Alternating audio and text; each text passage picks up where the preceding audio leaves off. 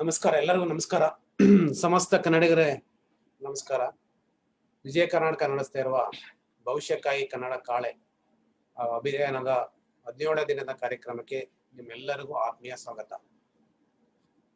ನಮ್ಮೊಂದಿಗೆ ನಮ್ಮ ಸುದ್ದಿ ಸಂಪಾದಕರಾದ ರಮೇಶ್ ಕುಮಾರ್ ನಾಯ್ಕ ಅವರಿದ್ದಾರೆ, ನಮ್ಮ ಹಿರಿಯ ಸಹೋದ್ಯೋಗಿಗಳಾದ ಡಿ.ಕೆ. ಕಿರಣ್ ಕುಮಾರ್ ಅವರಿದ್ದಾರೆ, ವೆಂಕಟೇಶ್ ಅವರಿದ್ದಾರೆ, ವಿಶಾಲ್ ಅವರಿದ್ದಾರೆ.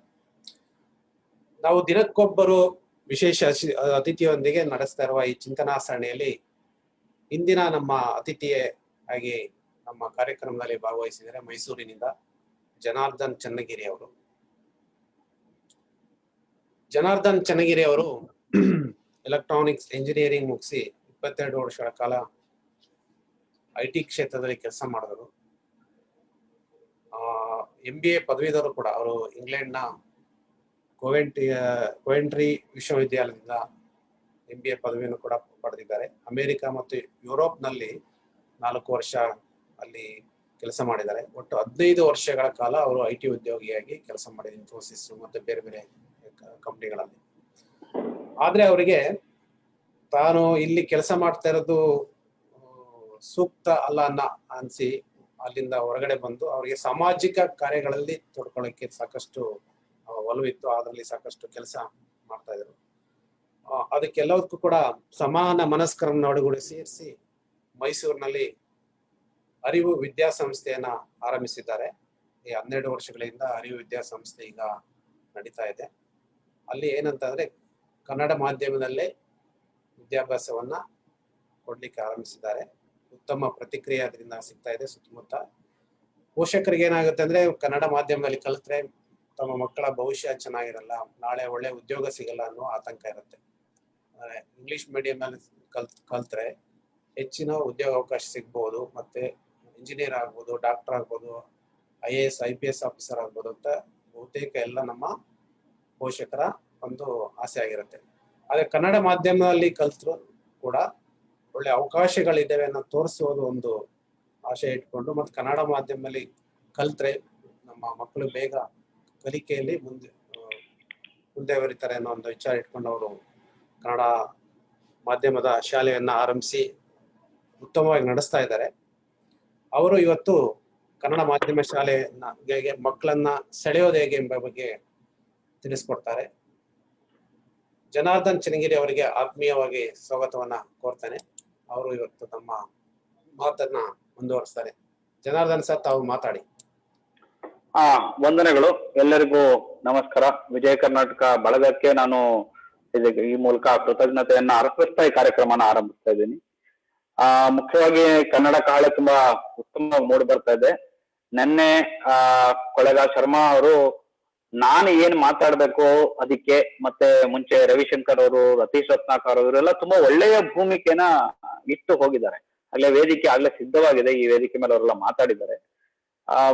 ನೆನ್ನೆ ಕೊಳ್ಳೇಗಾಲ ಶರ್ಮಾ ಅವ್ರು ಎಲ್ಲಿ ಮಾತಾಡಿದ್ರು ಅಲ್ಲಿಂದ ಮುಂದುವರಿಸಬಹುದಾದಂತ ಸಾಧ್ಯತೆ ಕೂಡ ನನಗಿದೆ.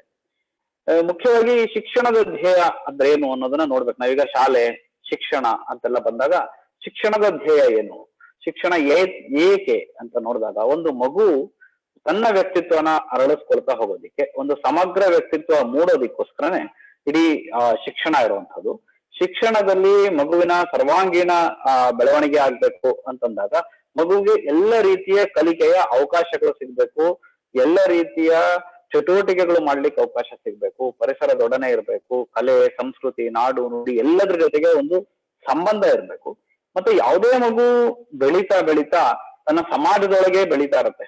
ಬರೀ ಶಾಲೆಯ 4 ಕೋಣೆಯ ಒಳಗೆ 6 ಗಂಟೆ ಕಾಲ ಮಾತ್ರ ಮಗು ತಾನು ಬೆಳೀತಾ ಇರಲ್ಲ. ಇಡೀ 24 ಗಂಟೆ ಒಂದು ಮಗು ದಿನ ಬೆಳೀತಾ ಇರುತ್ತೆ. ಆ ಬೆಳವಣಿಗೆಯ ಪ್ರಕ್ರಿಯೆಯಲ್ಲಿ ಶಾಲೆನೂ ಒಂದು ಪಾತ್ರ ವಹಿಸುತ್ತೆ. ಹಾಗಾಗಿ ಇಡೀ ಶಿಕ್ಷಣದ್ದೇನ ನಾವು ಸಮಾಜದಲ್ಲಿ ನಾವು ಗಮನಿಸಿದಾಗ ಮಗುವಿನ ವ್ಯಕ್ತಿತ್ವ ಅರಳುವಿಕೆನೆ ತುಂಬಾ ಪ್ರಮುಖ ಧ್ಯೇಯ ಆಗ್ಬೇಕು. ಆ ವ್ಯಕ್ತಿತ್ವ ಅರಳುವಾಗ ಮಗು ಕಲಿಯೋದನ್ನ ಆನಂದಿಸ್ತಾ ಕಲಿಯತ್ತೆ. ತಾನು ಬೇರೆ ಬೇರೆ ವಿಷಯಗಳನ್ನ ಕಲಿತಾ ಇರ್ಬೋದು. ತಾನು ಚಿಕ್ಕ ವಯಸ್ಸಿನಲ್ಲಿ ಕಲಿಯುವಾಗ ಬೇರೆ ಬೇರೆ ವಿಷಯ ಕಲಿತಾ ಇದ್ದೀನಿ ಖಂಡಿತ ಗೊತ್ತಿರಲ್ಲ. ಯಾವುದೇ ಒಂದು ಕಲ್ಲನ್ನು ನೋಡಿದಾಗ, ಮಣ್ಣನ್ನು ನೋಡಿದಾಗ, ಗಿಡ ನೋಡಿದಾಗ ಇದು ಜೀವಶಾಸ್ತ್ರ, ಇದು ಫಿಸಿಕ್ಸ್ ಮತ್ತಿನ್ನೇನು ಅಂತ ಕಲಿಯಲ್ಲ. ಅಥವಾ ಹಾಡು ಕಲಿತಾಗ ಅದು ಭಾಷೆ ಅಂತ ಕಲಿಯಲ್ಲ. ಹೀಗೆ ಅದು ಸಹಜವಾದ ಒಂದು ಕಲಿಕೆ ಆಗ್ತಾ ಹೋಗುತ್ತೆ. ಮಗುವಿನ ಸಹಜ ಕಲಿಕೆಯ ಪ್ರಕ್ರಿಯೆಗೆ ನಾವು ಇಂದು ನೀಡಿದಾಗ ಅದರ ವ್ಯಕ್ತಿತ್ವ ಅರಳ್ತಾ ಹೋಗುತ್ತೆ. ಇದು ಮೂಲವಾದಂತಹ ಶಿಕ್ಷಣದ ಧ್ಯೇಯ. ಶಿಕ್ಷಣ ಕೊನೆಯಲ್ಲಿ ಏನ್ ಮಾಡ್ಬೇಕು, ಇಂಥ ಒಂದು ವ್ಯಕ್ತಿತ್ವವನ್ನು ರೂಪಿಸಿದಾಗ ಆ ಮಗು ಅಥವಾ ಏನು ಒಂದು ವ್ಯಕ್ತಿಯಾಗಿ ಬೆಳೆಯುತ್ತೆ, ಆ ವ್ಯಕ್ತಿ ಒಂದು ಸಮಾಜದಲ್ಲಿ ಸ್ವಾಸ್ಥ್ಯತೆಯಿಂದ ಒಂದು ಆರೋಗ್ಯ ಕಾಪಾಡ್ಕೋತ, ಸಮಾಜದ ಯಾವುದೇ ರೀತಿಯ ಆ ಕೆಟ್ಟ ಆಚರಣೆಗಳಿಗೆ ಬಲಿ ಬೀಳದೆ ತಾನು ಆನಂದದಿಂದ ಇದ್ದು ತನ್ನ ಸುತ್ತಮುತ್ತಲನ್ನು ಆನಂದವಾಗಿಟ್ಟು ತನ್ನ ಬದುಕಿಗೆ ಬೇಕಾದ ಒಂದು ಏನು ಆದಾಯ ಇರ್ಬೋದು, ದುಡಿಮೆ ಇರ್ಬೋದು, ಶ್ರಮ ಯಾವುದೇ ರೀತಿ ನಾವು ಕರಿಬಹುದು, ಅದನ್ನ ಮಾಡ್ತಾ ಮತ್ತೆ ಸಮಾಜಕ್ಕೆ ಏನಾದ್ರು ಒಂದು ಕೊಡುವಂತ ಒಂದು ವ್ಯಕ್ತಿಯಾಗಿ ಬೆಳೆಯುತ್ತೆ. ಮತ್ತೆ ತುಂಬಾ ಮುಖ್ಯವಾಗಿ ಮನುಷ್ಯನ ನಿರಂತರ ಕಲಿಕೆ ಇದ್ದೇ ಇರುತ್ತೆ. ಹಾಗಾಗಿ ಒಂದು ಮಗು ಬೆಳೆದಾಗ ಶಿಕ್ಷಣ ಮುಗಿಸಿದೆ ಅಂತ ಅನ್ಕೊಂಡ್ರು ಅದರ ಕಲಿಕೆ ನಿರಂತರವಾಗಿರುತ್ತೆ. ಕಲಿಯುವ ಕುತೂಹಲ ಉಳ್ಕೊಂಡಿರುತ್ತೆ. ಏನೊಂದು ಝೀಲ್ ಅಂತೀವಲ್ಲ, ಆ ಉತ್ಸುಕತೆ, ಹಂಬಲ, ಹಸಿವು, ಕಲಿಯೋದ್ರಲ್ಲಿ ಆ ಹಸಿವಿರುತ್ತಲ್ಲ, ಅದನ್ನ ನಾವು ಉಳಿಸಿರ್ಬೇಕು. ಇದು ನಿಜವಾದ ಶಿಕ್ಷಣದ ಧ್ಯೇಯ. ಶಿಕ್ಷಣದ ಧ್ಯೇಯ ಕೊನೆಯಲ್ಲಿ ಒಬ್ಬ ಇಂಜಿನಿಯರ್ನ ಮಾಡೋದು, ವೈದ್ಯನ ಮಾಡೋದು, ಆಡಿಟರ್ನ ಮಾಡೋದು, ಅಥವಾ ಕ್ಲರ್ಕ್ನ ಮಾಡೋದು, ಅಥವಾ ವಿಜ್ಞಾನಿನ ಮಾಡೋದು ಅಲ್ಲ. ಮೂಲಭೂತವಾಗಿ ಶಿಕ್ಷಣದ ಧ್ಯೇಯ ಅದಾಗಿರ್ಬೇಕು. ಹಾಗಾಗಿ ನಾವು ಶಾಲೆನ ಆರಂಭಿಸುವ ಸಮಯದಲ್ಲಾಗ್ಲಿ ಅಥವಾ ಅದಕ್ಕೆ ಮುಂಚಿನ ದಿನಗಳಲ್ಲಾಗ್ಲಿ ನಾವೆಲ್ಲ ಕೆಲವರು ಯೋಚನೆ ಮಾಡ್ತಿದ್ದಾಗ ಯಾಕೆ ನಮ್ಮ ಶಿಕ್ಷಣ ವ್ಯವಸ್ಥೆ ಹೀಗಿದೆ ಅಂತ ಬಾಧಿಸ್ತಾ ಇದ್ದಾಗ ನಾವು ಕಂಡುಕೊಂಡಂತ ಒಂದು ಉತ್ತರ ಅಂತಂದ್ರೆ ನಾವೇ ಈ ಕ್ಷೇತ್ರಕ್ಕೆ ಕಾಲಿಡ್ಬೇಕು, ನಾವೇ ಇದನ್ನ ಮಾಡ್ಬೇಕು ಅಂತ. ಅದು ಮುಖ್ಯವಾಗಿ 12 ವರ್ಷದ ಹಿಂದೆ ನಮ್ಮ ಶಾಲೆಯ ಸಂಸ್ಥಾಪಕರಲ್ಲೇ ಕೆಲವರ ಮಕ್ಕಳು ಆಗಿನ್ನೂ UKG ಬರುವಂತಹ ಹಂತದಲ್ಲಿದ್ರು. ತಮ್ಮ ಮಕ್ಕಳಿಗೆ ಒಂದು ಉತ್ತಮವಾದ ಶಿಕ್ಷಣ ಸಿಗುವಂತಹ ವ್ಯವಸ್ಥೆ ಕಾಣಿಸ್ತಾ ಇಲ್ಲ, ಅದರಿಂದ ನಾವೇ ಕಟ್ಟೋಣ, ನಾವು ಕಟ್ಟುವಾಗ ಬೇರೆ ಎಲ್ಲರಿಗೂ ಸಮಾಜಕ್ಕೂ ಇದು ಒಂದು ಬಳುವಳಿ ಆಗ್ಲಿ, ನಾವು ಸಮಾಜಕ್ಕೆ ಕೆಲಸ ಮಾಡೋಣ ಅಂತ ಹೇಳಿ ಆರಂಭಿಸಿದಂತಹ ಒಂದು ಸಂಸ್ಥೆ ಅರಿವು ಶೈಕ್ಷಣಿಕ ಮತ್ತು ಸಾಂಸ್ಕೃತಿಕ ಟ್ರಸ್ಟ್ ನಡೆಯಲಿರುವ ಮೈಸೂರಿನ ಅರಿವು ವಿದ್ಯಾಸಂಸ್ಥೆ. ಶಿಕ್ಷಣ ಧ್ಯೇಯ ಇದ್ದಿದ್ದಾಗ ಮಗು ಸಹಜವಾಗಿ ಕಲಿತಾ ಹೋಗ್ಬೇಕು, ಚಟುವಟಿಕೆ ಮಾಡ್ತಾ ಕಲಿತಾ ಹೋಗ್ಬೇಕು, ಖುಷಿಯಿಂದ ಕಲಿಬೇಕು. ಕಲಿಕೆ ಒಂದು ಹೊರೆ ಆಗೋದಾಗ್ಲಿ ಅಥವಾ ಅದರಿಂದ ಒತ್ತಡ ಮೂಡುವಂತಾಗ್ಲಿ, ಶಾಲೆಗೆ ಯಾಕಪ್ಪ ಹೋಗ್ಬೇಕು ಅನ್ನೋಂಥದ್ದಾಗ್ಲಿ ಆಗ್ಬಾರ್ದು. ಸೊ ಒತ್ತಡರಹಿತವಾದಂತಹ ಭಯಮುಕ್ತ ವಾತಾವರಣದಲ್ಲಿ ಕಲಿಸುವಂತಹ ಒಂದು ಪ್ರಕ್ರಿಯೆನ ನಾವು ಹುಡುಕೊಂಡ್ವಿ. ಹೀಗೆ ನಾವು ಹುಡುಕ್ತಾ ಹೋದಾಗ ಇಡೀ ಶೈಕ್ಷಣಿಕ ದಾರ್ಶನಿಕರಿರ್ಬೋದು ಅಥವಾ ಯುನಿಸೆಫ್ ನಂತ ಒಂದು ದೊಡ್ಡ ದೊಡ್ಡ ಸಂಸ್ಥೆಗಳಿರ್ಬೋದು ಅಥವಾ ಶಿಕ್ಷಣದಲ್ಲಿ ನಡೆದಿರುವ ಸಂಶೋಧನೆಗಳಿರ್ಬೋದು, ಎಲ್ಲರೂ ಹೇಳಿರುವುದು ಪ್ರಾಥಮಿಕ ಶಿಕ್ಷಣ ಮತ್ತು ಮಾಧ್ಯಮಿಕ ಶಿಕ್ಷಣ ಸುಮಾರು ಅವರು ಪ್ರೌಢಕ್ಕೆ ಬರೋವರೆಗಾಗ್ಲಿ ನಾವು ಅವರ ಭಾಷೆನಲ್ಲೇ ಮಕ್ಕಳು ಕಲಿತ್ರೆ ತುಂಬಾ ಸುಲಲಿತವಾಗಿ, ಸರಳವಾಗಿ ಮತ್ತು ಆನಂದದಿಂದ ಕಲಿತಾರೆ ಅನ್ನುವಂಥದ್ದು. ಯಾಕೆಂದ್ರೆ ಭಾಷೆಯ ಮೂಲಕ ಅವರು ತಮ್ಮ ಪರಿಸರನ ಕಂಡ್ಕೋತಾ ಹೋಗ್ತಾ ಇರ್ತಾರೆ, ಪರಿಸರನ ಸುತ್ತಲಿನ ಪರಿಸರನ ಗಮನಿಸ್ತಾ ತಾವೆಲ್ಲ ಕಲಿತಾ ಇರ್ತಾರೆ. ಆದ್ರಿಂದ ಭಾಷೆ ಅದಕ್ಕೊಂದು ಸಾಧನ ಆಗುತ್ತೆ. ಆ ಭಾಷೆ ತನ್ನ ಭಾಷೆ ಅಥವಾ ತನ್ನ ಸುತ್ತಲಿನ ಭಾಷೆ, ತನ್ನ ಪರಿಸರದ ಭಾಷೆ ಆದಾಗ ಸಹಜವಾಗಿ ಕಲಿಯೋ ಪ್ರಕ್ರಿಯೆಗೆ ಮಗುವಿಗೆ ಸಹಾಯ ಸಿಗುತ್ತೆ ಅಂತ ಹೇಳಿ. ಹಾಗಾಗಿ ಅರಿವು ಕೆಲವಷ್ಟು ಧ್ಯೇಯಗಳನ್ನ ಹಾಕೊಂಡಾಗ ಮೊದಲನೇದಾಗಿ ಚಟುವಟಿಕೆ ಆಧಾರಿತ ಕಲಿಕೆ ಇರಬೇಕು. ಮಗು ಮಾಡ್ತಾ ಮಾಡ್ತಾ ನಲಿತಾ ಕಲಿಯುತ್ತೆ, ಶಿಕ್ಷೆ ಇರೋದಿಲ್ಲ, ಮುಕ್ತವಾದ ವಾತಾವರಣ ಇರುತ್ತೆ, ಸರಳವಾಗಿ ಸಹಜವಾಗಿ ಕಲಿಯುತ್ತೆ. ಇದೆಲ್ಲದಕ್ಕೂ ಮೂಲಾಧಾರವಾಗಿ ಶಿಕ್ಷಣ ಮಾಧ್ಯಮವಾಗಿ ನಾವು ಕನ್ನಡನೇ ಆರಿಸ್ಕೋಬೇಕು. ಯಾಕೆ ಅಂತಂದ್ರೆ ಎಲ್ಲ ವಿಜ್ಞಾನಿಗಳು ಹೇಳಿದ್ದಾರೆ, ಮತ್ತೆ ಇದೆಲ್ಲ ಎಷ್ಟೋ ವರ್ಷಗಳಿಂದ ಇದು ಪುರಾವೆ ಸಿಕ್ಕಿದೆ. ನಮ್ಮ ದೇಶವನ್ನೇ ನಾವು ಗಮನಿಸ್ಕೊಂಡ್ರು ಕೂಡ ನಮ್ಮ ಎಲ್ಲ ಮುಂಚಿನ ವಿಜ್ಞಾನಿಗಳು, ಸಾಧಕರು, ಕಲೆನಲ್ಲಿರೋರು, ವೈದ್ಯರಿರ್ಬೋದು, ಶಿಕ್ಷಕರಿರ್ಬೋದು, ಯಾರೇ ಇರ್ಬೋದು, ಎಲ್ಲರೂ ಅವರವರ ಮಾತೃಭಾಷೆಯಲ್ಲೇ ಕಲ್ತಂತವರೇ ಶಿಕ್ಷಿದ್ರು. ಅಂದ್ರೆ ಯಾವ್ದೋ ಕಾರಣಕ್ಕೆ ನಾವು ಇಂಗ್ಲಿಷ್ ಮಾಧ್ಯಮದ ವ್ಯಾಮೋಹಕ್ಕೆ ಒಳಗಾದ್ವಿ.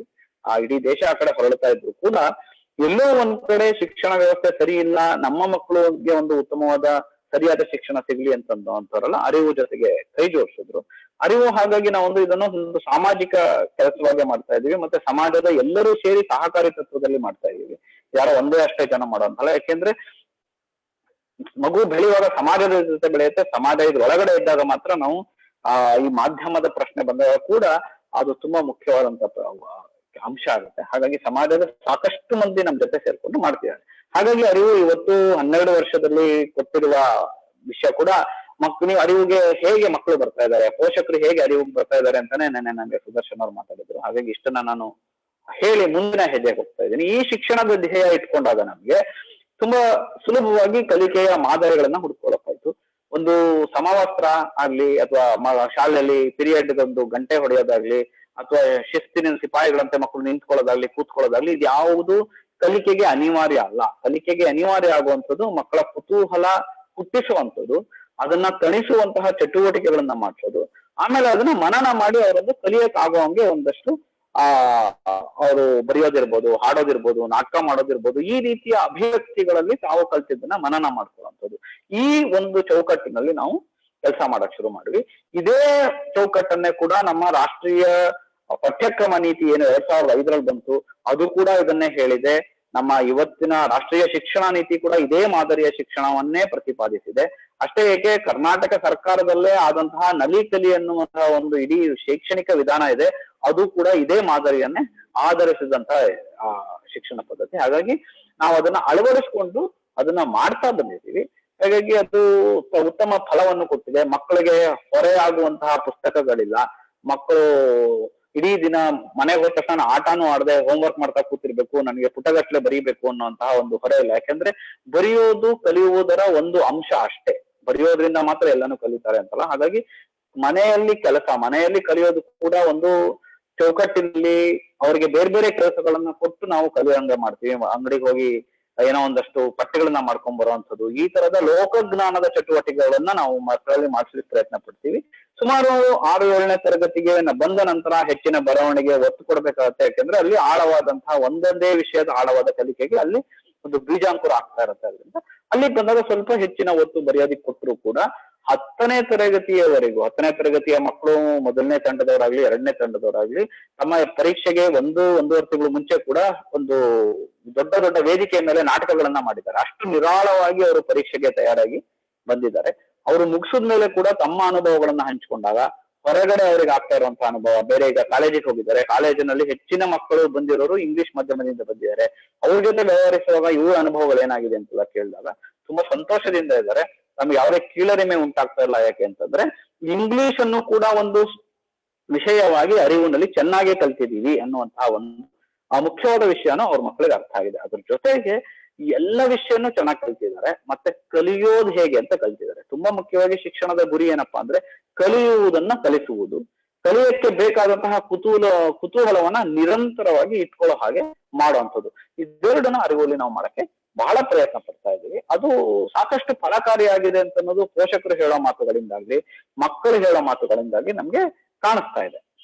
ಅದು ಒಂದು ಬಗೆಯಲ್ಲಾದ್ರೆ, ಇನ್ನೊಂದು ಬಗೆಯಲ್ಲಿ ನಮ್ಮಲ್ಲಿ ಒಂದು ವೃತ್ತಿಪರತೆನೂ ಇರ್ಬೇಕು. ಶಾಲೆ ನಡೆಸೋರ್ಗೆ ಒಂದು ವೃತ್ತಿಪರತೆ ತುಂಬಾ ಮುಖ್ಯ. ಆ ವೃತ್ತಿಪರತೆ ಯಾವ ರೀತಿ ಇದು ಅಂದ್ರೆ, ಈಗ ಅರಿವು ಇಷ್ಟೆಲ್ಲ ಮಾಡ್ತಾ ಇದ್ರು ಇದ್ರಲ್ಲಿ ಯಾವ್ದು ಕುಂದು ಕೊರತೆ ಇಲ್ವಾ, ನಾವೇನು ಎಲ್ಲಾನು ತುಂಬಾ ಪರಿಪೂರ್ಣವಾಗಿ ನಡೀತಾ ಇದೆ ಅಂದ್ರೆ ಇರಲ್ಲ. ಆಗಾಗ್ಗೆ ಯಾವ್ದೋ ಒಂದು ಕುಂದು ಅಥವಾ ಕೊರತೆ ಇದ್ದೇ ಇರುತ್ತೆ.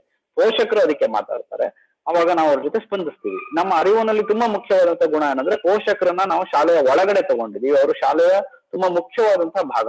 ಮಗು, ಪೋಷಕರು ಮತ್ತು ಶಾಲೆ, ಈ ಮೂರು ಒಂದು ತ್ರಿಭುಜದಲ್ಲಿ ಕೆಲಸ ಆಗ್ತಾ ಇರುವಂತದ್ದು. ಹಾಗಾಗಿ ಪೋಷಕರು ತುಂಬಾ ಮುಖ್ಯವಾಗಿ ಇಲ್ಲಿ ಒಳಗೊಳ್ತಾರೆ, ನಮ್ ಜೊತೆ ನಿರಂತರ ಸಂವಾದದಲ್ಲಿರ್ತಾರೆ. ನಮ್ಮ ಹಲವಾರು ನಿರ್ಧಾರಗಳಲ್ಲಿ ಅವ್ರನ್ನ ಸಹಭಾಗಿಗಳನ್ನಾಗಿ ಮಾಡ್ಕೋತೀವಿ. ಅವ್ರ ಎಲ್ಲರ ಜೊತೆ ಚರ್ಚೆ ಮಾಡ್ತೀವಿ, ಅವರ ಅಭಿಪ್ರಾಯಗಳಿಗೆ ಗೌರವ ಕೊಡ್ತೀವಿ. ಅವ್ರು ಯಾವ್ದೋ ಇದೊಂದು ಕುಂದು ಇದೆ ಅಂತಂದಾಗ, ಇದೊಂದು ಕೊರತೆ ಇದೆ ಅಂತಂದಾಗ ಅದನ್ನ ಗಮನಿಸಿ ನಮ್ಗೆ ಸಾಧ್ಯವಾದಷ್ಟು ಮಟ್ಟಿಗೆ ಅದನ್ನ ಪ್ರಯತ್ನ ಮಾಡಕ್ಕೆ ಎಲ್ಲರೂ ಪ್ರಯತ್ನ ಪಡ್ತೀವಿ. ಎಲ್ಲರೂ ಅಂದ ತಕ್ಷಣ ಶಾಲೆ ನಡೆಸ್ತಾ ಇರೋ ನಾವು 4-5 ಜನ ಮಾತ್ರ ಅಲ್ಲ, ಎಲ್ಲ ಪೋಷಕರ ತಂಡ ಕೂಡ ನಮ್ ಜೊತೆಗೆ ಸೇರ್ತಾರೆ. ಈ ತರದೊಂದು ತೊಂದರೆ ಇದೆ, ನನ್ಗೆ ಯಾರೋ ಒಬ್ರು ಸಂಪನ್ಮೂಲ ವ್ಯಕ್ತಿ ಬೇಕು ಅಂತಂದ್ರೆ ಹುಡುಕೊಂಡ್ಬರೋದಿರ್ಬೋದು, ಇನ್ನೇನೋ ಇರ್ಬೋದು, ಆ ತರ ಆಗುತ್ತೆ. ಅದ್ರ ಜೊತೆಗೆ ನಮ್ಮ ಇಡೀ ಮೈಸೂರಿನ ಸಮಾಜ ಏನಿದೆ ಅದರಲ್ಲಿ ಎಷ್ಟೋ ಜನ ಸಾಧಕರಿದ್ದಾರೆ, ಎಷ್ಟೋ ಜನ ಪರಿಣತರಿದ್ದಾರೆ. ಅವರೆಲ್ಲರೂ ಅರಿವು ಜೊತೆಗೆ ಕೈ ಜೋಡಿಸೋಕೆ ಸಾಧ್ಯ ಆಗಿದೆ. ಯಾಕೆಂದ್ರೆ ನಾವು ಅಷ್ಟು ತೆರೆದ ಬಾಗಿಲನ್ನ ಇಟ್ಕೊಂಡಿದೀವಿ, ತೆರೆದ ಮನಸ್ಸನ್ನ ಇಟ್ಕೊಂಡಿದೀವಿ. ಎಲ್ಲರ ಪರಿಣಿತಿ ನಮ್ಮ ಮಕ್ಕಳಿಗೆ ಸಿಗಲಿ ಅನ್ನೋ ಒಂದು ಹಂಬಲ ಅಷ್ಟೇ. ಹಾಗಾಗಿ ಸಂಪನ್ಮೂಲ ವ್ಯಕ್ತಿಗಳಾಗಿ ಬಹಳಷ್ಟು ಜನ ಬರ್ತಾರೆ. ಅದು ಇನ್ನೊಂದು ಮುಖ್ಯವಾದಂತ ವಿಷಯ. ಮತ್ತೊಂದು ಮುಖ್ಯವಾದಂತ ವಿಷಯ, ಶಿಕ್ಷಣ ಅಂದ ತಕ್ಷಣ ಪಠ್ಯ ಮತ್ತೆ ಪುಸ್ತಕಕ್ಕೆ ಮಾತ್ರ ಸೀಮಿತವಾದದ್ದಲ್ಲ ಅನ್ನೋದನ್ನ ಮೊದಲೇ ಹೇಳಿದೀನಿ. ಸಹಪಠ್ಯ ಅಷ್ಟೇ ಮುಖ್ಯ ಅಥವಾ ಅದಕ್ಕಿಂತ ಮುಖ್ಯ ಅಂತ ಕೂಡ ಒಂದೊಂದ್ ಸರ್ತಿ ಅನ್ಬೋದು. ಯಾಕೆಂದ್ರೆ ಸಹಪಠ್ಯವಾದಂತಹ ನಾಟಕ ಇರ್ಬೋದು, ಸಂಗೀತ, ಕಲೆ, ಹೊರಗಡೆ ಹೋಗುವಂತ ಪ್ರವಾಸಗಳು, ಶಾಸನ ಓದೋದು, ಇನ್ಯಾವುದೋ ನದಿ ಬಗ್ಗೆ ತಿಳ್ಕೊಳ್ಳೋದು, ಗಿಡ ಮರಗಳ ಬಗ್ಗೆ, ಪರಿಸರದ ಜೊತೆ ತಿಳ್ಕೊಳ್ಳೋದು, ಇವೆಲ್ಲವೂ ಪಠ್ಯದಲ್ಲಿರೋ ವಿಷಯಕ್ಕೇನೆ ಪೂರಕವಾಗೂ ಇರುತ್ತೆ. ಮತ್ತೆ ಇವರ ಅರಿವನ್ನ ವಿಸ್ತರಿಸ್ತಾ ಹೋಗುತ್ತೆ.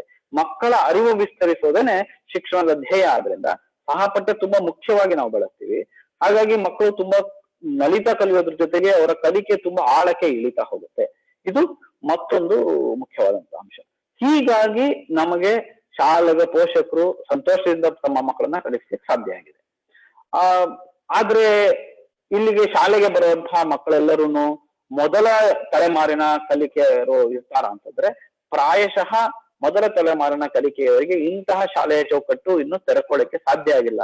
ಅವ್ರಿಗೆ ಕಾಣಿಸ್ತಾ ಇರುವುದು ಏನು ಮಕ್ಕಳು ಯೂನಿಫಾರ್ಮ್ ಹಾಕೊಂಡು ಬೂಟ್ ಹಾಕೊಂಡು ಟೈ ಕಟ್ಕೊಂಡು ಒಂದು ಪ್ರೈವೇಟ್ ಸ್ಕೂಲ್ಗೆ ಏನು ಕಾನ್ವೆಂಟ್ ಅನ್ನೋ ಹೆಸರಿರ್ಬೋದು ಮತ್ತೇನೋ ಹೆಸರಿರ್ಬೋದು ಒಂದು ಆಡಂಬರದಿಂದ ಕಾಣುವಂತಹ ಏನು ದೊಡ್ಡ ದೊಡ್ಡ ಬಿಲ್ಡಿಂಗ್ ಇರುವಂತಹ ಒಂದು ಶಾಲೆಗೆ ಹೋಗ್ಬೇಕು ಅನ್ನುವಂತಹ ಆಸೆ ಆ ಮೊದಲ ತಲೆಮಾರಿನ ತಂದೆ ತಾಯರಿಗೆ ಇದ್ದೇ ಇರುತ್ತೆ. ಹಾಗಾಗಿ ಅವರು ಬರೋದು ಕಮ್ಮಿ ನಮ್ಮ ಶಾಲೆಗೆ ಹೆಚ್ಚಿನ ಅಂಶ ಎರಡನೇ ತಲೆಮಾರಿನ ಕಲಿಯುವವರು ಅಥವಾ ಅದಕ್ಕಿಂತ ಹೆಚ್ಚಿನ ಇದ್ರವ್ರು ಬರ್ತಾರೆ. ಹಾಗಾಗಿ ಪೋಷಕರಿಗೂ ಕೂಡ ಶಿಕ್ಷಣದ ಬಗ್ಗೆ ಒಂದು ಕಲ್ಪನೆ ಆಗ್ಲೇ ಇದೆ. ನಮ್ಮ ಶಾಲೆಗೆ ಮಕ್ಕಳನ್ನ ಕಳಿಸುವಂತವ್ರಿಗೆ ಒಂದು ಕಲ್ಪನೆ ಇದೆ. ಆಮೇಲೆ ನಮ್ಮ ನಿರಂತರ ಸಂವಾದದಿಂದ ಅವರು ನಮ್ಮ ಏನು ಚಿಂತನೆಗಳಿದೆ, ನಮ್ಮ ಪರಿಕಲ್ಪನೆಗಳಿದೆ ಅದನ್ನ ಅರ್ಥ ಮಾಡ್ಕೊಂಡು ಅದಕ್ಕೆ ಸ್ಪಂದಿಸ್ತಾ ಕೆಲಸ ಮಾಡ್ತಾ ಇದ್ದಾರೆ. ಇದು ಒಟ್ಟಾಗಿ ನಾವೆಲ್ಲರೂ ಕೆಲಸ ಮಾಡ್ತಾ ಇರೋದ್ರಿಂದ ಇದು ಆಗ್ತಾ ಇದೆ ಅಂತ ಹೇಳ್ಬೋದು. ಮುಂದಿನ ಇದು ವಿಷಯಕ್ಕೆ ನಾವು ಬಂದ್ರೆ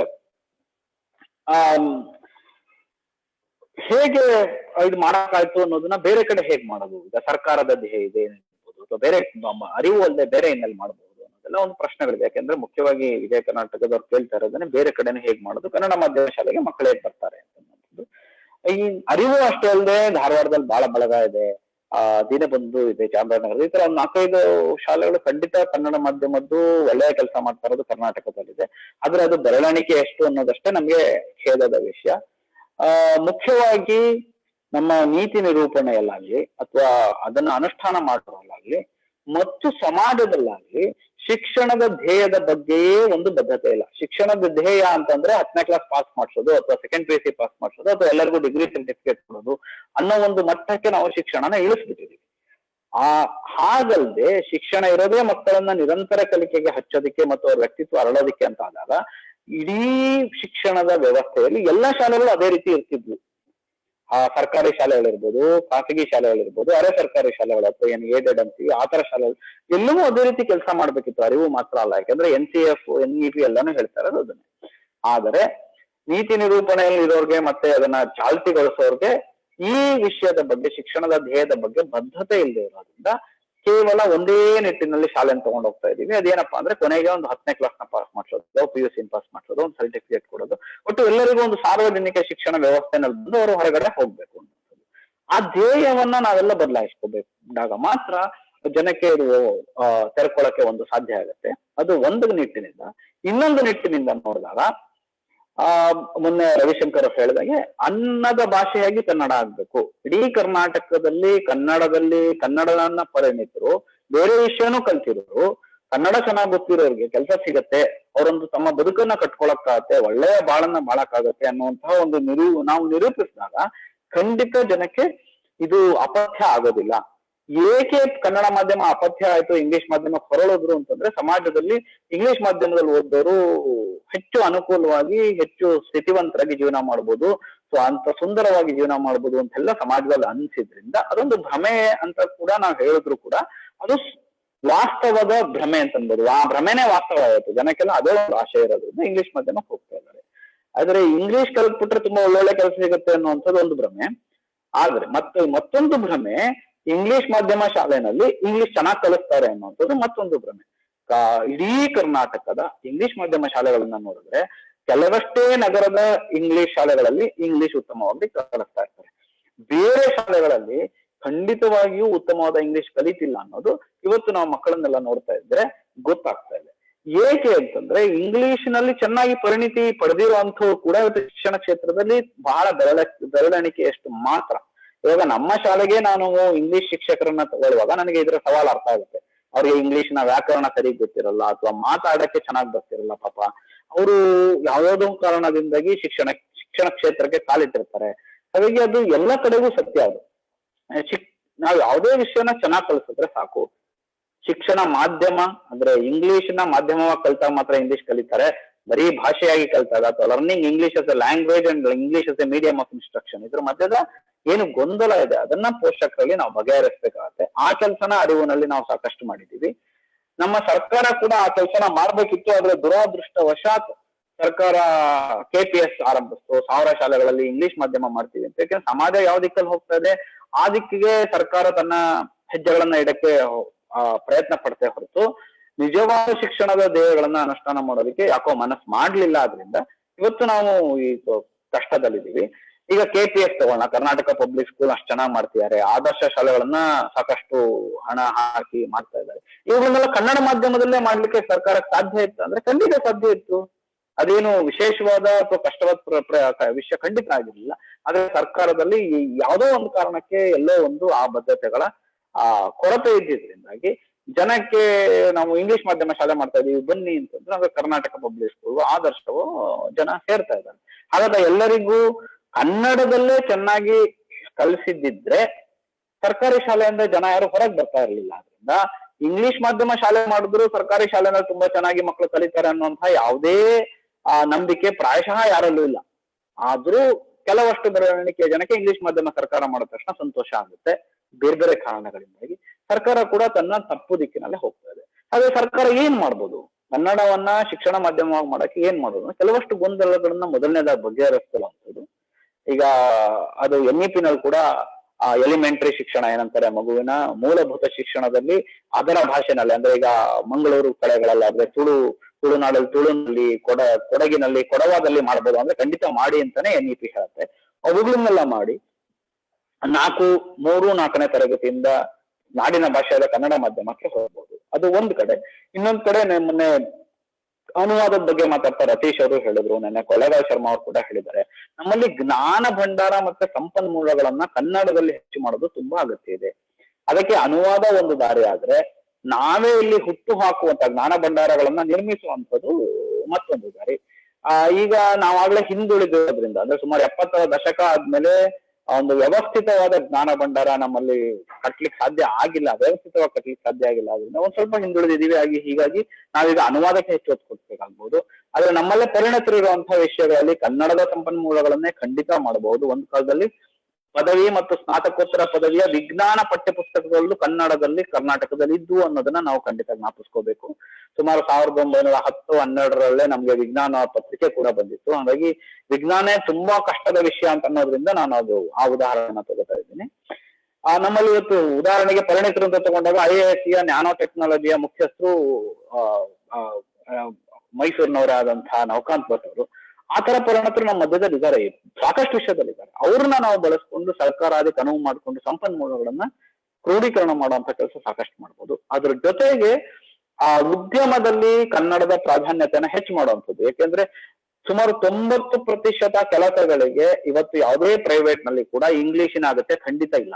ಕನ್ನಡದಲ್ಲೇ ವ್ಯವಹಾರ ನಿಜವಾಗ್ಲೂ ನಡೀತಾ ಇರುತ್ತೆ ಸಾಕಷ್ಟು ಕಡೆ. ಅದನ್ನ ನಾವು ಒಪ್ಕೊಂಡು ಅದಕ್ಕೆ ತಕ್ಕ ಮಾಡಕ್ಕೆ, ಯಾಕಂದ್ರೆ ನಾನು ನನ್ನ ಅನುಭವದಿಂದ ಇದನ್ನ ಹೇಳ್ತಾ ಇದ್ದೀನಿ. ಅದ್ರ ಜೊತೆಗೆ ನಮ್ಮ ರಾಜ್ಯದ 10% ಅಥವಾ 20% ಜನಸಂಖ್ಯೆ ಇರೋ 20% ಅಷ್ಟೇ ಇರುವಂತದ್ದು. ಅಂದ್ರೆ ನಾವು 6 ಕೋಟಿ ಜನ ಇದ್ರೆ ಬರೀ 60 ಲಕ್ಷವೋ 80 ಲಕ್ಷವೋ ಇರುವಂತಹ ಐರೋಪ್ಯ ರಾಷ್ಟ್ರಗಳಲ್ಲಿ ಅವರ ಭಾಷೆಯಲ್ಲಿ ಶಿಕ್ಷಣ, ಅವರ ಭಾಷೆಯಲ್ಲೇ ಉದ್ಯಮ, ಅವರ ಭಾಷೆ ಎಲ್ಲವೂ ನಡೀತಾ ಇದೆ. ಅದು ಸಾಧ್ಯ ಅನ್ನೋದು ನಮ್ಗೆ ಗೊತ್ತಿದೆ. ಮತ್ತೆ ಅದು ಸಹಜ ಕೂಡ, ಮಕ್ಕಳಿಗೆ ಅದು ಸಹಜ ಕೂಡ. ಆದ್ರೆ ಇದು ಸರ್ಕಾರ ಮಾಡ್ಬೋದಾದಂತಹ ಒಂದು ಕೆಲಸ. ಮತ್ತೆ ಸಮಾಜ ಮಾಡಬಹುದಾದಂಥದ್ದು ಏನಪ್ಪಾ, ಮುಖ್ಯವಾಗಿ ಪೋಷಕರು ಕನ್ನಡ ಮಾಧ್ಯಮ ಕೊಡೋಕೆ ಅಂದ್ರೆ ಸಮಾಜ ಶಿಕ್ಷಣದ ಧ್ಯೇಯನ ನಿಜವಾಗಿ ಅರ್ಥಕೋಬೇಕಾಗಿದೆ. ಶಿಕ್ಷಣದ ಧ್ಯೇಯ ಏನು, ಮಗು ಬೆಳೆಯುವಂಥದ್ದು, ಸಮಾಜ ಆರೋಗ್ಯಕರವಾಗಿರುವಂಥದ್ದು ಅಂತೆಲ್ಲ ಸಮಾಜಕ್ಕೆ ಅರ್ಥವಾದಾಗ ಅದು ಆಡಂಬರದ ಸಾಮಾಜಿಕ ಒತ್ತಡಗಳನ್ನ ಮಕ್ಕಳ ಮೇಲೂ ಹಾಕಲ್ಲ.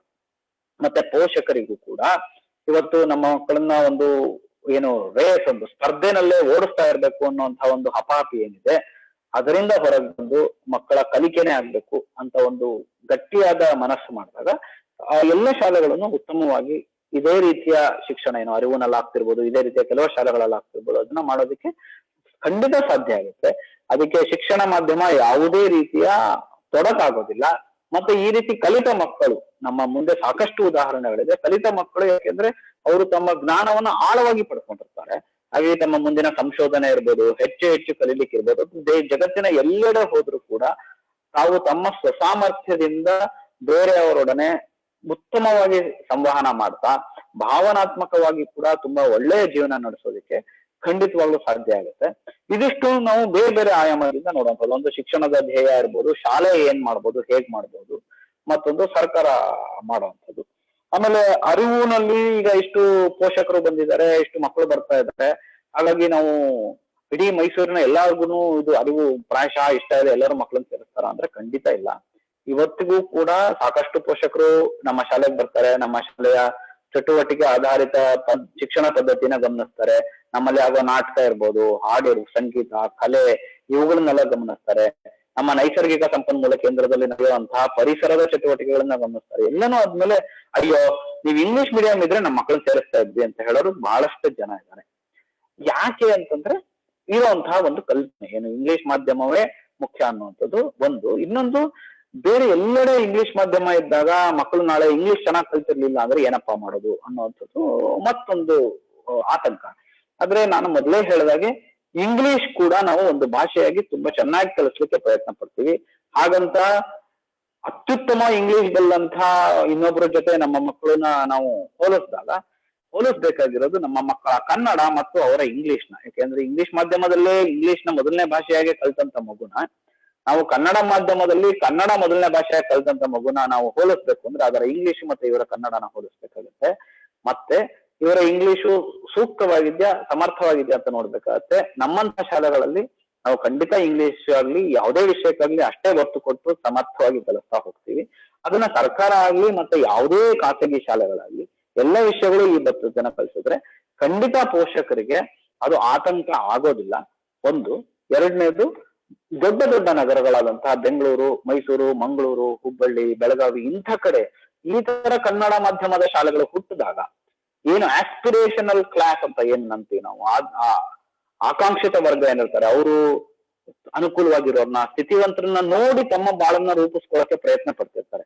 ಅವರಿಗೆ ನಾವುಗಳು ಮಾದರಿಯಾಗ್ಬೇಕು. ಶಿಕ್ಷಣ ಅಂದ್ರೆ ಏನು ಅಂತ ಗೊತ್ತಿದೆ, ನಮ್ಮ ಮಕ್ಕಳಿಗೆ ನಾವು ಸಾಮರ್ಥ್ಯ ಬೆಳೆಸೋದಷ್ಟೇ ನಮ್ಮ ಶಿಕ್ಷಣದ ಉದ್ದೇಶ ಅಂತ ಇದ್ದಾಗ ಸರಿಯಾದ ರೀತಿಯಲ್ಲಿ ಸಹಜವಾಗಿ ಮುಕ್ತವಾಗಿ ಸಂತೋಷವಾಗಿ ಕಲೀಲಿಕ್ಕಾಗತ್ತೆ ಅಂತ ಅಂದಾಗ ಆ ಉದಾಹರಣೆಗಳನ್ನ ನಾವು ಕಟ್ಕೊಡ್ತಾ ಹೋಗ್ಬೇಕಾಗತ್ತೆ.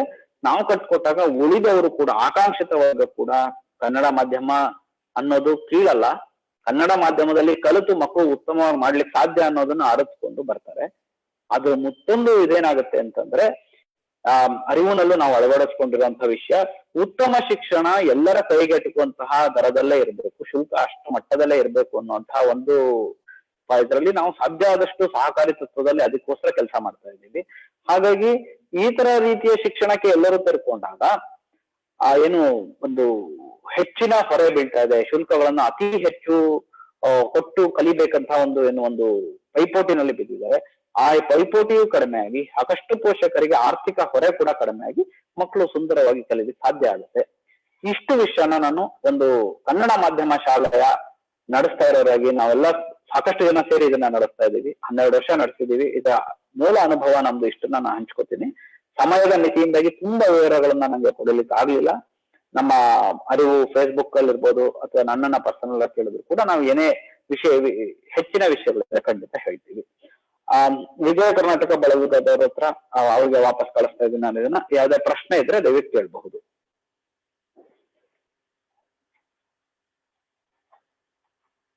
ನಂಗೆ ನಿಮ್ ಮಾತು ಕೇಳಿಸ್ತಾ ಇಲ್ಲ, ನೀವು ಮ್ಯೂಟ್ ಮಾಡ್ಕೊಂಡಿದ್ದೀರಾ ಅನ್ಸುತ್ತೆ. ಸರ್, ತುಂಬಾ ವಿಷಯಗಳನ್ನ ತುಂಬಾ ಸೂಕ್ಷ್ಮವಾಗಿ ತುಂಬಾ ಚೆನ್ನಾಗಿ ತಿಳಿಸ್ಕೊಟ್ರಿ. ಮೈಸೂರು ಅಷ್ಟೇ ಅಲ್ಲದೆ ರಾಜ್ಯದ ಇತರ ಭಾಗಗಳಲ್ಲಿ ನೀವು ಈ ರೀತಿಯ ಒಂದು ಶಿಕ್ಷಣ ಸಂಸ್ಥೆಯನ್ನ ಆರಂಭಿಸೋ ಯೋಜನೆ ಏನಾದ್ರು ಇದೆಯಾ? ಅರಿವಿಗೆ ಖಂಡಿತ ಆ ಯೋಜನೆ ಇಲ್ಲ. ಆದ್ರೆ ಯಾಕೆಂತಂದ್ರೆ ನಾವು ಮಾಡ್ತಾ ಇರೋದನ್ನ ಚೆನ್ನಾಗಿ ಮಾಡೋಣ. ನಾವು ಇರೋದೇ ಕೆಲವಷ್ಟು ಬೆರಳಿಕೆ ಅಷ್ಟು ಜನ ಮುಂದೆ ನಿಂತು ಮಾಡಕ್ ಸಾಧ್ಯ ಆಗ್ತಾ ಇರೋದು. ತುಂಬಾ ಇಡೀ ಸಮಾಜ ನಮ್ಮ ಹಿಂದೆ ಇದೆ. ಆದರೆ ನಾನು ಯಾವಾಗ್ಲೂ ಹೇಳೋ ಹಾಗೆ, ನಾವೆಲ್ಲರೂ ಹೇಳೋ ಹಾಗೆ, ಯಾರೇ ಯಾವುದೇ ಮೂಲೆಯಲ್ಲಿ ಆರಂಭಿಸ್ತೀವಿ ಅಂತಂದ್ರೆ ನಮ್ಮ 12 ವರ್ಷದ ಕಲಿಕೆಯನ್ನ ಮತ್ತೆ ನಮ್ಮ ಹತ್ರ ಇರೋ ಎಲ್ಲ ಸಂಪನ್ಮೂಲಗಳನ್ನ ನಾವು ನಿಮಗೆ ಕೊಡೋದಕ್ಕೆ ತಯಾರಾಗಿದ್ದೀವಿ. ಯಾರಿಗೆ ಬೇಕಾದ್ರೂ ನಾವು ಮುಕ್ತವಾಗಿ ಹಂಚ್ಕೋತೀವಿ. ಈಗ ಲೈವ್ ನಲ್ಲೂ ಕೂಡ ಇದೇ ವಿನಂತಿ ಬಂತು. ಕೆಲವರು ರಿಕ್ವೆಸ್ಟ್ ಅನ್ನ ಕೇಳಿದ್ರು, ನೀವೇನಾದ್ರು ತರಬೇತಿ ಕೊಡ್ತೀರಾ ಅಂತ ಕೇಳಿದ್ರು. ಮೇ ಬಿ ನಿಮ್ ಮಾರ್ಗದರ್ಶನ ಅಂತೂ ಕೊಟ್ಟೆ ಕೊಡ್ತೀರಿ. ಖಂಡಿತ ಮಾರ್ಗದರ್ಶನ ಕೊಡ್ತೀವಿ. ತರಬೇತಿ ಕೊಡೋ ಅಷ್ಟು ನಾವೊಂದು ಇದನ್ನ ಇನ್ನು ಮಾಡಿಲ್ಲ. ಮುಂದಿನ ದಿನಗಳಲ್ಲಿ ಮಾಡುವ ಯೋಚನೆ ಇದೆ. ನಮ್ಮ ಶ್ರಮ ಎಷ್ಟು ಸಾಧ್ಯ, ನಾವೆಷ್ಟು ಸಮಯ ಹಾಕ್ಬೋದು, ನಮ್ಮ ಎಷ್ಟು ಶ್ರಮ ಹಾಕ್ಬೋದು, ಅದ್ರ ಮೇಲೆ ಅಷ್ಟೇ ನಾವು ಹೊಸ ಕೆಲಸಗಳನ್ನ ತಗೊಳಕ್ಕಾಗೋದು. ಮಾರ್ಗದರ್ಶನ ಖಂಡಿತ ಕೊಡ್ತೀವಿ, ಜೊತೆಗೆ ನಿಲ್ತೀವಿ. ಆಮೇಲೆ ನಾನು ಆಗ್ಲೇ ಹೇಳಿದಾಗೆ ಕರ್ನಾಟಕದಲ್ಲಿ ಒಂದು 4-5 ಕಡೆ ಈ ತರ ಶಾಲೆಗಳು ನಡೀತಾ ಇದೆ. ಇನ್ನೂ ಹೆಚ್ಚು ಕಡೆ ಎಲ್ಲ ಊರುಗಳಲ್ಲೂ ಆಗ್ಲಿ ನಮ್ದು ಆಶಯ. ನಾವು ಮಾರ್ಗದರ್ಶನ ಮಾಡ್ತೀವಿ. ಇನ್ನೊಂದು ವಿಚಾರ ಸರ್, ನೀವು ಹೇಳ್ತಾ ಇದ್ರಿ ಈಗ ಮಕ್ಕಳು ಹೈಸ್ಕೂಲ್ ಅನ್ನ ಮುಗಿಸಿ ಉನ್ನತ ಶಿಕ್ಷಣಕ್ಕೂ ಸೇರ್ಕೊಂಡಿದ್ದಾರೆ, ಅಲ್ಲಿ ಕಾನ್ಫಿಡೆಂಟ್ ಆಗಿದ್ದಾರೆ ಅಂತ. ಈಗ ಹೌದು ಅಲ್ಲಿ ಹೌದು. ಇಂಗ್ಲಿಷ್ ಮಾಧ್ಯಮದ ಕಾಲೇಜ್ಗೆ ಜಾಯಿನ್ ಆದಂತವ್ರು ಅವರು ಹ್ಮ್. ಕನ್ನಡದಲ್ಲಿ ಅಲ್ಲೇನಾದ್ರೂ ಕನ್ನಡದಲ್ಲಿ ಕಲಿಕೆಯನ್ನ ಮುಂದುವರಿಸೋ ಆಸಕ್ತಿಯನ್ನ ತೋರಿಸಿದಾರೆ, ಅಥವಾ ಇಂಗ್ಲಿಷ್ ಕನ್ನಡ ಬಿಟ್ಟು, ನಾನು ಇಂಗ್ಲಿಷ್ ಮಾಧ್ಯಮದ ಶಾಲೆ ಕಾಲೇಜ್ ಅರ್ಥ ಅಂತ ಆಯ್ತು, ಹೇಳಿದೆ ಅರ್ಥ ಆಯ್ತು. ಹೊರತಾಗಿ ಕನ್ನಡದಲ್ಲೇ ಅವರು ಉನ್ನತ ಶಿಕ್ಷಣನ ಮುಂದುವರಿಸುವಂತಹ ಆಸಕ್ತಿ ಏನಾದ್ರು ತೋರಿಸಿದಾರ, ಹಾ, ಇದು ತುಂಬಾ ಕಾನ್ಫಿಡೆನ್ಸ್ ಇದೆಯಾ ಅಥವಾ ಪ್ರಯತ್ನ ಮಾಡಿದಾರಾ ಅಂತ? ತುಂಬಾ ಒಳ್ಳೆಯ ಪ್ರಶ್ನೆ. ನಾನು ವಿಸ್ತೃತವಾದಂತಹ ಉತ್ತರನೇ ಕೊಡ್ತೀನಿ. ನಮ್ಮಲ್ಲಿ ಆದಂತ ಒಂದು ದುರಂತ ಅಂತಂದ್ರೆ BSc ಅಥವಾ ಪದವಿವರೆಗೂ ಕನ್ನಡದಲ್ಲೇ ಇದ್ದಂತ, ಸ್ನಾತಕೋತ್ತರದಲ್ಲಿ ಕನ್ನಡದಲ್ಲೇ ಇದ್ದಂತ ನಮ್ಮ ರಾಜ್ಯದಲ್ಲಿ ನಾವಿವತ್ತು ಅಲ್ಲಿ ಯಾವುದನ್ನು ಕನ್ನಡ ಮಾಧ್ಯಮದಲ್ಲಿ ಇಲ್ದಂಗ್ ಮಾಡಿದೀವಿ. ಹ್ಯುಮ್ಯಾನಿಟೀಸ್ ಅಥವಾ ಏನು ಕಲೆ ವಿಭಾಗ ಅಂತೀವಿ ಅಲ್ಲಿ ಬಿಟ್ಟು ಇನ್ನೆಲ್ಲೂ ಕನ್ನಡ ಮಾಧ್ಯಮ ಉಳಿದಂತ ಪರಿಸ್ಥಿತಿಗೆ ನಾವು ತಗೊಂಡ್ಬಂದಿದ್ದೀವಿ. ಇವತ್ತು ಇಡೀ ರಾಜ್ಯದಲ್ಲಿ ಸುಮಾರು 5 ಲಕ್ಷಕ್ಕೂ ಹೆಚ್ಚು ಜನ ಕನ್ನಡ ಮಾಧ್ಯಮದ B.Ed ಮಾಡಿ ಸಮಾಜ ವಿಜ್ಞಾನ ಮತ್ತು ಕನ್ನಡ ಅಥವಾ ಸಮಾಜ ವಿಜ್ಞಾನ ಮತ್ತು ಇನ್ನೊಂದರಲ್ಲಿ ಮಾಡಿ ನಿರುದ್ಯೋಗಿಗಳಾಗಿ ಅಲಿತಾ ಇದ್ದಾರೆ. ಆದ್ರೆ ಈ ರೀತಿಯ ಪರಿಸ್ಥಿತಿನ ನಮ್ಮ ಕಟ್ಟಿರೋದ್ರಿಂದ, ನಮ್ಮ ವ್ಯವಸ್ಥೆ ಕಟ್ಟಿರೋದ್ರಿಂದ ಕನ್ನಡ ಮಾಧ್ಯಮದಲ್ಲಿ ಮುಂದಿನ ವ್ಯಾಸಂಗಕ್ಕೆ ಅನುಕೂಲ ಈಗ ಇಲ್ಲ. ನಾವು ಸಾಕಷ್ಟು ಶಾಲೆಗಳು ಕನ್ನಡ ಮಾಧ್ಯಮದ ಆದಾಗ ಖಂಡಿತ ಮುಂದೆ ಆ ರೀತಿಯ ವ್ಯಾಸಂಗಕ್ಕೆ ಅನುಕೂಲ ಆಗುವಂತ ಕಾಲೇಜುಗಳು ಮತ್ತೆ ಹುಟ್ಟತ್ತೆ, ಮತ್ತೆ ಇಡೀ ಕರ್ನಾಟಕ ಕನ್ನಡಮಯವಾದಂತಹ ಶಿಕ್ಷಣ ವ್ಯವಸ್ಥೆನ ಕಟ್ಕೊಳ್ಳೋಕೆ ಸಾಧ್ಯ ಆಗುತ್ತೆ. ನಮ್ಮ ಮಕ್ಕಳಲ್ಲಿ ನಾವು ಕೂಡ 9, 10ನೇ ತರಗತಿಗಳನ್ನ ಇಂಗ್ಲಿಷ್ ಮಾಧ್ಯಮದಲ್ಲೇ ಮಾಡ್ತಾ ಇದೀವಿ. ಯಾಕೆಂದ್ರೆ 1ನೇ PUC ಅಥವಾ 11ನೇ ತರಗತಿ ಅಂತ ಏನ್ ಅನ್ಬೋದು, ಅಲ್ಲಿಗೆ ಹೋಗೋಷ್ಟಕ್ಕೆ ಇಂಗ್ಲಿಷ್ ಮಾಧ್ಯಮ ಅನಿವಾರ್ಯ ಆಗೋಗಿದೆ ನಮ್ಮ ರಾಜ್ಯದಲ್ಲಂತೂ. ಅಲ್ಲಿ ಹೋಗಿ ಮಕ್ಕಳು ಆತಂಕ ಪಡಬಾರ್ದು, ಅಲ್ಲಿ ಹೋಗಿ ತೊಂದರೆ ಅನುಭವಿಸಬಾರ್ದು ಅಂತ ಹೇಳಿ ನಾವು 9, 10ರಲ್ಲಿ ಇಡೀ ಇಂಗ್ಲಿಷ್ ಅವ್ರು ಏನು ಇಂಗ್ಲಿಷ್ ಅಲ್ಲಿ ಬರೀಬೇಕು, ಇಂಗ್ಲಿಷ್ ಅಲ್ಲೇ ಓದಿ ಅರ್ಥ ಮಾಡ್ಕೋಬೇಕು, ಇಂಗ್ಲಿಷ್ ಕನ್ವರ್ಸೇಷನ್, ಅದನ್ನ ನಾವು ಒಂದು ಸೇತುವೆ ನಿರ್ಮಿಸಿ ಬ್ರಿಡ್ಜ್ ಮಾಡ್ಕೊಡುವಂತ ಕೆಲಸ ಮಾಡ್ತಾ ಇದ್ವಿ. ಅಷ್ಟೆಲ್ಲ ತುಂಬಾ ಮುಖ್ಯವಾಗಿ 1ನೇ ತರಗತಿಯಿಂದ ಅವರು ಇಂಗ್ಲಿಷ್ ನ ಒಂದು ಭಾಷೆಯ ಕಲಿತಾರೆ, ಸಂತೋಷದಿಂದ ಕಲಿತಾರೆ, ಹಾಡು ಹೇಳ್ತಾರೆ, ನಾಟಕ ಮಾಡ್ತಾರೆ, ಎಲ್ಲಾನು ಮಾಡ್ತಾರೆ, ಇಂಗ್ಲಿಷ್ ನ ಆ ತರ ಕಲಿತಾ ಹೋಗ್ತಾರೆ. ನಮ್ಮಲ್ಲಿ ಸಾಕಷ್ಟು ವಾಲಂಟಿಯರ್ಸ್ ಬೇರೆ ದೇಶದಿಂದ ಬಂದು ಇಂಗ್ಲಿಷ್ ನಲ್ಲಿ ವ್ಯವಹರಿಸೋದ್ರಿಂದ ಮಕ್ಕಳಿಗೆ ಸಹಜವಾದ ಏನು ಸಂವಹನ ಇಂಗ್ಲಿಷ್, ಕಮ್ಯುನಿಕೇಟಿವ್ ಇಂಗ್ಲಿಷ್ ಕೂಡ ಕಲ್ತಿರ್ತಾರೆ. ಹಾಗಾಗಿ ಇಂಗ್ಲಿಷ್ ತೊಂದರೆ ಆಗಿಲ್ಲ. ಕನ್ನಡದಲ್ಲಿ ಓದುವ ಆಸಕ್ತಿ ಇತ್ತ ಅಂದ್ರೆ ಒಬ್ಬರು ಹೇಳ್ಕೊಂಡಿದ್ದಾರೆ, ಅದರ ವ್ಯವಸ್ಥೆಯಲ್ಲಿ ಅದಕ್ಕೆ ಸಹಾಯ ಇಲ್ಲ. ಓಕೆ ಸರ್, ನೀವು ಹೇಳ್ದಂಗೆನೆ ಮುಂದಿನ ದಿನಗಳಲ್ಲಿ ಕನ್ನಡದಲ್ಲೇ ಉನ್ನತ ಶಿಕ್ಷಣ ಪಡೆಯುವಂತ ಪರಿಸ್ಥಿತಿನ ನಾವು ನಿರ್ಮಾಣ ಮಾಡಬೇಕು, ನಿರ್ಮಾಣ ಆಗ್ಲಿ. ನೀವೊಂದು ಮಾತು ಹೇಳ್ತಾ ಇದ್ರಿ, ಅದನ್ನ ನಾನು ಹಿಂಗೆ ಅರ್ಥೈಸ್ಕೊಂಡೆ. ಪುಸ್ತಕದ ಬದನೆಕಾಯಿ ಅನ್ನೋ ಕಾನ್ಸೆಪ್ಟ್ ನಾವು ಕೇಳಿದೀವಿ. ಈ ಪುಸ್ತಕದ ಬದನೆಕಾಯಿಯ ಹೊರಗ್ ಬಂದು ನಾವು ನಲಿಕಲಿ ವಿಧಾನದಲ್ಲಿ ಜ್ಞಾನಕ್ಕೆ ಆದ್ಯತೆ ಕೊಡ್ತೀವಿ. ಕಲಿಸುವ ಅಂದ್ರೆ ಕಲಿಕೆಯನ್ನ ಅವರು ಮುಂದುವರಿಸೋದು ಹೇಗೆ, ಕಲಿಯುವ ಶಾಲೆಯಾಗಿ ನಾವು ಮಾಡ್ತಾ ಇದ್ದೀವಿ ಅಂತ. ರ್ಯಾಂಕ್ ಅಥವಾ ಆಡಂಬರದ ವಿಚಾರಕ್ಕಿಂತ ಈ ಕಲಿಕೆಗೆ ಏನು ಇಂಪಾರ್ಟೆನ್ಸ್ ನೀವು ಕೊಡ್ತಾ ಇದ್ದೀರಿ. ನಿಮ್ಮ ಈ ಪ್ರಯತ್ನ ಇನ್ನಷ್ಟು ಮುಂದುವರಿಲಿ ಸರ್. Thank you. ಧನ್ಯವಾದಗಳು ವಿಜಯ ಕರ್ನಾಟಕ ಬಳಗಕ್ಕೆ. ತುಂಬಾ ಅರ್ಧ ಗಂಟೆಯಲ್ಲಿ ನಾನು ಎಷ್ಟು ಹೇಳ್ಬೋದು ಅಷ್ಟೊಂದು ಹೇಳಿದ್ದೀನಿ. ಇನ್ನು ಯಾವುದೇ ವಿಷಯಗಳಿದ್ರೆ ನಮ್ಮನ್ನ ಸಂಪರ್ಕಿಸಿ ತಿಳಿಸ್ತೀವಿ. ಧನ್ಯವಾದಗಳು. ಓಕೆ ಸರ್, ಧನ್ಯವಾದಗಳು. ಸಮಸ್ತ ಕನ್ನಡಿಗರಲ್ಲಿ ನಾನು ವಿನಂತಿಯನ್ನ ಮಾಡ್ತೇನೆ ವಿಜಯ ಕರ್ನಾಟಕದ ಪರವಾಗಿ, ನಮಗೆ ನಮ್ಮ ಈ ಪ್ರಯತ್ನಕ್ಕೆ, ಈ ಅಭಿಯಾನಕ್ಕೆ ನಿಮ್ಮಗಳ ಬೆಂಬಲ ಬೇಕು. ನೀವು ಕೂಡ ಈ ಕಾರ್ಯಕ್ರಮವನ್ನು ವೀಕ್ಷಣೆ ಮಾಡಿ, ನಿಮ್ಮ ಸ್ನೇಹಿತರು ವೀಕ್ಷಣೆ ಮಾಡೋದಕ್ಕೆ ಅವ್ರಿಗೆ ಹೇಳಿ. ಹಾಗೆಯೇ ಈ ಅಭಿಯಾನದ ಭಾಗವಾಗಿ ವಿಜಯ ಕರ್ನಾಟಕ ಸಹಿ ಸಂಗ್ರಹ ಅಭಿಯಾನವನ್ನು ನಡೆಸ್ತಾ ಇದೆ. ಅದಕ್ಕೆ ನಿಮ್ಮ ಬೆಂಬಲವನ್ನ ಸೂಚಿಸಿ. ಮತ್ತೆ ಯೂಟ್ಯೂಬ್ ನಲ್ಲಿ ಈಗ ಸರ್ ಏನು ಮಾತಾಡಿದ್ರು ಆ ವಿಚಾರ ಯೂಟ್ಯೂಬ್ ನಲ್ಲಿ ಸಿಗುತ್ತೆ. ಆ ಲಿಂಕ್ ಅಲ್ಲಿ ನೀವು ಯೂಟ್ಯೂಬ್ ನಲ್ಲೂ ಕೂಡ ಈ ಕಾರ್ಯಕ್ರಮವನ್ನು ವೀಕ್ಷಣೆ ಮಾಡಬಹುದು. ಇನ್ನು ನಾಳಿನ ಕಾರ್ಯಕ್ರಮ ನಾಳೆ 6 ಗಂಟೆಗೆ ನಡೆಯುತ್ತೆ. ಅದರಲ್ಲಿ ಶಿವು ಗೌಡರ್ ಅಂತ ಅವರು ಅಮೆರಿಕದಿಂದ ಪಾಲ್ಗೊಳ್ತಾರೆ. ಅವರು ಹೊರ ರಾಜ್ಯಗಳಲ್ಲಿ, ಹೊರ ದೇಶಗಳಲ್ಲಿ ನೆಲೆಸಿರತಕ್ಕಂತಹ ಕನ್ನಡಿಗರಿಗೆ ಅವರು ಕನ್ನಡವನ್ನ ವೆಬ್ಸೈಟ್ ಮೂಲಕ ಕಲಿಸುವಂತಹ ಪ್ರಯತ್ನವನ್ನ ಮಾಡ್ತಾ ಇದ್ದಾರೆ. ಇವರು ಅಮೆರಿಕದಲ್ಲಿ ಅಲ್ಲಿನ ಕನ್ನಡದ ಮಕ್ಕಳಿಗೆ ಕನ್ನಡವನ್ನ ವಿನೂತನವಾಗಿ ಕಲಿಸಿ ಯಶಸ್ವಿಯಾಗಿದ್ದಾರೆ. ಇವರೇ ಡಿಸೈನ್ ಮಾಡಿರತಕ್ಕಂತಹ ಚಿತ್ರ ಸಮೇತವಾದ ಕನ್ನಡ ಕಲಿಸುವ ಪಠ್ಯವನ್ನ ಕನ್ನಡ ಅಭಿವೃದ್ಧಿ ಪ್ರಾಧಿಕಾರ ಕೈಗೆತ್ತಿಕೊಂಡು ಮುದ್ರಿಸಿ ಹೊರ ರಾಜ್ಯಗಳಲ್ಲಿ ಮತ್ತೆ ಹೊರ ದೇಶಗಳಲ್ಲಿ ಇರತಕ್ಕಂತಹ ಮಕ್ಕಳಿಗೆ ಕನ್ನಡ ಕಲಿಸುವ ಪ್ರಯತ್ನವನ್ನ ಮಾಡ್ತಾ ಇದ್ದಾರೆ. ಹಾಗಾಗಿ ಸುಮಾರು ಹತ್ತಿರ 1 ಕೋಟಿ ಕನ್ನಡಿಗರು ಹೊರ ರಾಜ್ಯ ಮತ್ತು ಹೊರ ದೇಶಗಳಲ್ಲಿ ಇದ್ದಾರೆ. ಅವ್ರಿಗೆ ಕನ್ನಡ ಕಲಿಸುವ ಕೆಲಸವನ್ನ ಮಾಡ್ತಿರತಕ್ಕಂತಹ ಶಿವು ಗೌಡರವರು ಹೊರ ರಾಜ್ಯದಲ್ಲಿ ಅಥವಾ ವಿದೇಶದಲ್ಲಿ ಕನ್ನಡ ಭಾಷೆ ಬೆಳವಣಿಗೆ ಈ ವಿಚಾರವಾಗಿ ನಾಳೆ ಮಾತಾಡ್ತಾರೆ. ನಾಳೆ ಭೇಟಿಯಾಗೋಣ. ಇಲ್ಲಿ ಪಾಲ್ಗೊಂಡ ಎಲ್ಲರಿಗೂ ಸಮಸ್ತರಿಗೂ ವಿಜಯ ಕರ್ನಾಟಕ ಬಳಗದ ಪರವಾಗಿ ಧನ್ಯವಾದ. ನಮಸ್ಕಾರ.